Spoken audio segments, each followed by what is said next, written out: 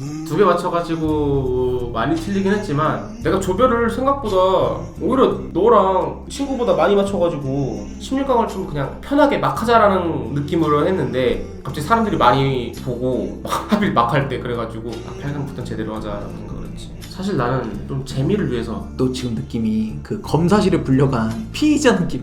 위증하는 새끼. 아니 그 약간 그런 느낌이었어. 그럼 8강부터 좀 제대로 할 수 있는 거야? 아예 8강은 이제 아니 그 프랑스, 스위스 맞춘 것처럼만 그 정도만 보여줘도 나는 뭐 원래대로 너 원래 뭐 원래대로 굉장히 뭐 철저한 분석에 의해서 항상 분석을 하고 있어. 지랄하고 자빠졌네. 안녕하십니까, 쌈무입니다. 본 영상은 방구석 가투소인 친구와 7월 3일부터 시작되는 유로 2020 8강 4경기를 예측한 영상입니다. 우리말이 틀려서 반박할 시에 네 말이 맞아. 8강전으로 넘어가서 스위스 대 스페인이 제일 첫 번째 경기니까 이거를 먼저 해봐야겠지. 일단 지난 경기만 놓고 봤을 때 너가 느끼는 스위스랑 스페인이 어땠는지. 일단은 스위스 대 스페인이니까 스위스를 먼저. 지난번 16강 예측할 때 말할 때는 스위스를 되게 좀 낮게 평가를 한 것 같아. 이번 대회에서 좀 별로다라고 했는데 프랑스랑 하는 경기를 보고 좀 놀랬어. 그 수비가 생각보다 좀 단단한 느낌이 있었거든. 프랑스가 좀 못한 것도 있어. 프랑스가 공격적으로 나갈 때 좀 개인 전술에 많이 의존을 하더라고. 그래서 좀 스위스가 상대적으로 이제 조직력으로 맞서니까 좀 잘 버텼는데 PK를 놓치고 나서 약간 멘붕이 돼서 순간적으로 이실적을 했고, 근데 스위스가 저력이 있다는 거는 확실히 2골 차이를 뚫어냈단 말이야. 그런데 너가 지난번에 말했잖아. 터키 잡은 걸로 내가 뭐 걔네는 요번에 최약체인데 그거 잡아봤자 뭔 의미가 있냐라고 했는데 내가 가장 잘못 본 팀 중에 하나가 스위스가 아닐까. 나는 두 가지의 면을 좋게 봤어. 첫 번째는 본인들이 원하는 게임 플랜을 이끌어가. 결국 120분까지 잘 버티다가 걔네는 승부차기를 원했던 것 같아. 맞아. 그래서 잘 플랜대로 갔어. 승부차기도 존머가 막은 건 하나지만은 방향을 꽤 많이 읽었어. 게임 플랜을 잘 이끌어 나갔다는 게 저력이 있다라는 걸 보여주고, 두 번째로는 확실히 얘네가 제공권인 면은 좀 조심해야 된다라는 생각이 들어.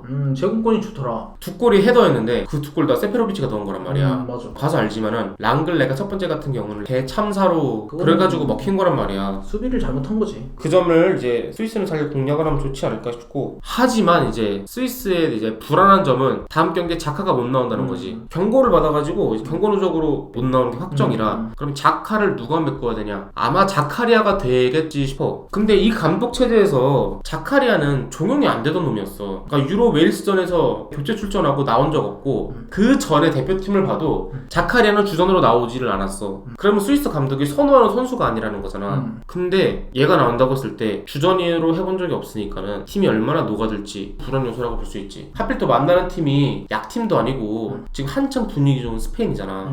너가 스페인 이어서 한번 얘기를 해주면 좋을 듯? 스페인이 가장 기세가 살고 있는 팀 중에 하나다? 그 조별리그 두 번째 경기까지는 진짜 못했거든? 걱정을 했는데 갑자기 그 이후에 보란듯이 5골씩 넣어버린 거야 지금. 그런 거 봐서는 공격력이 지금 살아났다? 그리고 부스케츠도 내가 예전에 기동력이 약하다라고 했는데 부스케츠가 바르셀로나에서도 수비적으로 내려앉는 팀한테는 그래도 효과적으로 작용을 하거든? 왜냐면 워낙 패싱력도 있고 좀 지켜주는 그런 게 있으니까. 부스케츠는 근데 지난 경기에서 100분을 뛰었어. 생각보다 되게 긴 시간이거든? 100분이나 뛰었기 때문에 난 다음 경기에서의 기동력에 문제가 좀 더 생길 것 같아. 너는? 당장 직관적으로 볼 수 있는 스코어만 놓고 보자면은 스페인이 2경기 연속 5골을 넣었잖아. 5골을 넣었다는 건 당연히 공격력이 좋다는 소린데 갑자기 한 골도 안 들어간다라고 보는 거는 조금 어려움이 있다고 생각을 해. 모든 스포츠를 막론하고 단기전은 무조건 기세라고 생각을 하거든. 기세적인 면에서 봤을 때는 스페인이 굉장히 지금 기세가 좋은 상태란 말이야. 이제 모르타도 이제 좀 터지고 다니 올모도 점점 좋은 모습을 보여주고 있고, 그리고 나는 좋게 봤던 것 중 하나가 엔리케가 좀 생각보다 전술적인 유연함을 되게 잘 가져오더라고. 탄코 안 쓰고 그냥 요렌테 자꾸 고집해서 윙백으로 쓸 줄 알았어.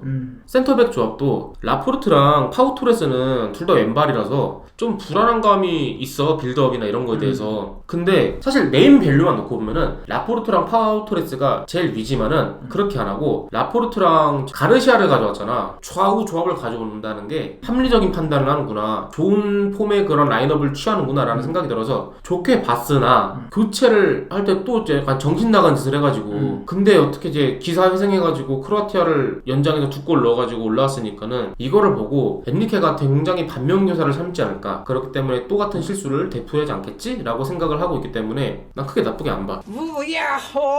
어떻게 보면 이런 예측이라는 거는 뭐 대단하게 뭘 알고 하는 소리가 아니잖아. 생각하는 시나리오랑 상상적인 게 들어가가지고 하는 거란 말이야 보통은. 그렇기 때문에 우리가 틀려도 어디까지나 예상일 뿐이고 그런 거를 조금 이해해 주십사 하면은 좋을 것 같다라는 생각이 드는데 일단은 이제 이어서 한번 예측을 했을 때 누가 이길 것 같은지.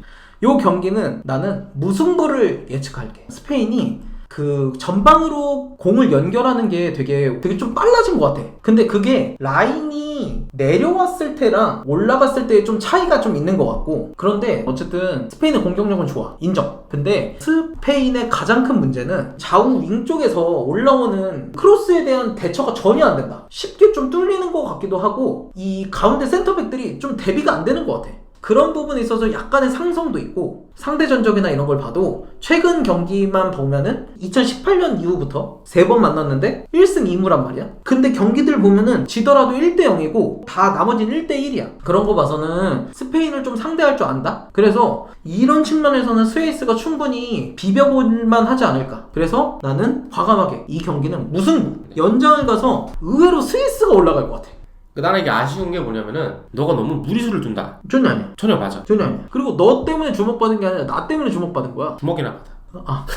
나는 이거는 당연히 스페인이라고 생각을 해. 이거는 너무 언더독을 부는 게 조금 무리수가 있다라고 생각을 해. 왜냐? 너가 말한 대로 게임이 돌아가려면은 일단 스위스의 중원이 잘 받쳐줘야 돼. 근데 자카가 없어. 자카가 없는 스위스는 그럼 중원이 어떻게 되냐? 프로일러랑 자카리아랑 아마 될 거야. 스위스 대 프랑스의 중원 라인업은 단면적으로 보면 이거였어. 프로일러와 자카의 스위스 대 캉테와 포그바의 프랑스였어. 근데 이거의 차이보다 프로일러와 자카리아의 스위스랑 부스케츠, 페드리, 코케 스페인이 붙는다고 생각을 해봐. 나는 미드지는 스페인이 프랑스보다 훨씬 위라고 생각을 해. 진짜? 당연하지. 지금 보여주는 폼이 캉테가 뭘 잘했어? 올 시즌 폼만 놓고 아니 유로. 유로에서 캉테가 잘한 게 없어. 유로에서는 생각보다 별로였지. 포그바가 축신이었어. 근데 이런 프랑스보다 부스케츠랑 페드리랑 코케랑 얘네는 지금 다 잘해줘. 이번에 스위스가 상대할 미드는 더 센 미드가 되었고 자기네는 오히려 더 약해졌어. 자카가 없으니까. 그러면은 스위스가 언더독이기 때문에 그냥 역습이라고 말하는 게 아니라 스페인의 공중볼 경합이 약하잖아. 가르시아 약하지, 파우트레스 약하지. 그나마 라포르트인데 세페로비치나 이런 선수들이 이 점을 공략해가지고 하는 방법이 최선이라고 생각을 하기 때문에 역습이 통하지 않을 시에 스페인의 원사이드한 경기력이 나오겠지. 하지만은 8강에 다 올라온 팀들이니까는 그렇게 무기력하게 점수가 3골 차, 4골 차는 안 될 거라고 생각을 해. 그렇다고 하지만은 결국 스페인이 5골 넣은 것도 2경기 연속이고 공격력 무시무시하잖아. 스페인이 항상 문제로 지적되는 게 모라타였잖아. 근데 모라타가 살아났네? 이러면 조금 공격력에 대한 기대가 조금 더 업이 될 수는 밖에 없지. 그리고 엔리케도 이제 스스로의 문제점 아까 말했듯이 자각을 했다고 생각을 하고 그렇기 때문에 이번에도 현명한 스타팅 11을 보여주지 않을까라고 생각해. 아무리 엔리케가 못한다 하지만은 아니 변태도 아니고 욕먹고 싶은 사람이 어딨어. 근데 이게 스위스가 자카가 못 나오잖아. 그럼 결정적인 선수가 못 나올 때 오히려 더 잘하더라고 애들이.